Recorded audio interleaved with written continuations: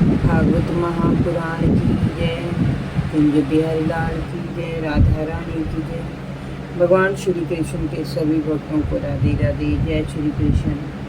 आज मैं आपको सुनाऊंगी भागवत महापुराण में पंचम स्कंद में तीसरा अध्याय, राजा के प्रथम पुत्र राजा नाभि का चरित्र। श्री सुखदेव जी ने कहा, राजन, अग्निरथ के पुत्र राजा नाभि के कोई संतान नहीं थी, इसलिए उन्होंने अपनी पत्नी मेरु देवी के साथ मिलकर यज्ञ पुरुष श्री हरि की एकाग्रचित होकर पूजा की। राजन, कोई भी यज्ञ द्रव्य, देश, काल, मंत्र, रीतिवत, दक्षिणा और विधि विधान के बिना पूरा नहीं होता, परंतु श्री हरि तो भक्तों के बस में रहती हैं। वे इनके बिना भी अपने भक्तों पर कृपा करते हैं। इसलिए जब राजा नाभि ने पूर्ण श्रद्धा के साथ श्री हरि को स्मरण किया तो श्री हरि अपने भगत का भला करने के लिए यज्ञ भूमि में प्रकट हो गए।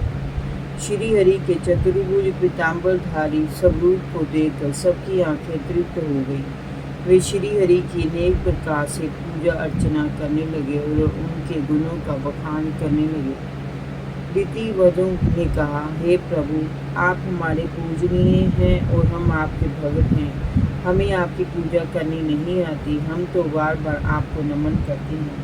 हे दीन बंधु, आप प्रकृति से परे हैं, फिर भी प्रकृति गुणों के प्रपंच में फंसकर हम आपके स्वरूप का तथा गुणों का निरूपण करना चाहकर भी नहीं कर पाते। हे प्रभु, आप साक्षात परमेश्वर हैं। आपके कल्याणकारी गुण सभी जीवों के दुखों का नाश करने वाले हैं। यदि कोई श्रद्धापूर्वक पान, फूल और तुलसी के पत्तों से भी आपकी पूजा करते हैं तो आप प्रसन्न हो जाते हैं। हमारे पास तो अनुराग के सिवाय इस यज्ञ में देने को कुछ भी नहीं है, फिर भी आप हमारे मनोरथों को सिद्ध करने वाले हैं। हमें तो ये भी नहीं पता कि हमारा कल्याण किस में है। आप तो हम दीन जनों की प्रार्थना पर हमारे कल्याण के लिए यहाँ चले आए। हे पूज्यतम, आपने हमें सबसे बड़ा वरदान तो यही दे दिया है कि आप राजा नाभि की इस यज्ञशाला में साक्षात हमारी आंखों के सामने प्रकट हो गए हैं। हमारी वाणी मौन हो गई है कि हम आपसे क्या वर मांगे। हे प्रभु, सभी गुणीजन और ऋषि मुनि नित्य आपका गुणगान करते नहीं गाते।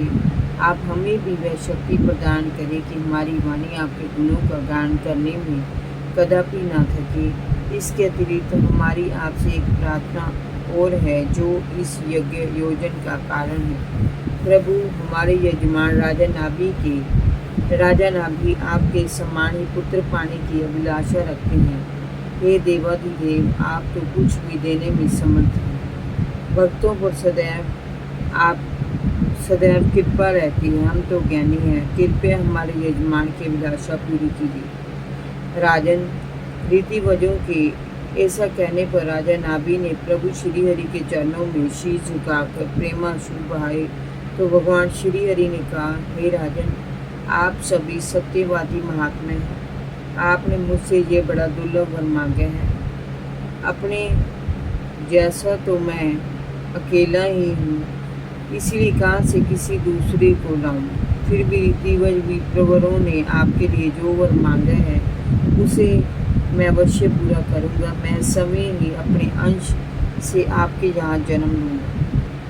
राजन, ऐसा कहकर भगवान श्री हरि अंतर्ध्यान हो गए। समय आने पर राजा नाभि को प्रसन्न करने के लिए श्री भगवान ने महारानी मेरु देवी के गर्भ से दिगंबर सन्यासी और ब्रह्मवादी मुनिवरों का धर्म प्रकट करने के लिए अपने शुद्ध सत्यमय विग्रह से बाल रूप में जन्म लिया। उनके उस दिव्यमय रूप को देखकर राजा नाभि और रानी मेरु देवी की प्रसन्नता का ठिकाना नहीं रहा। भगवान के पुत्र के रूप में देखकर किसका जीवन कृतार्थ नहीं होगा। जय जय श्री राधे।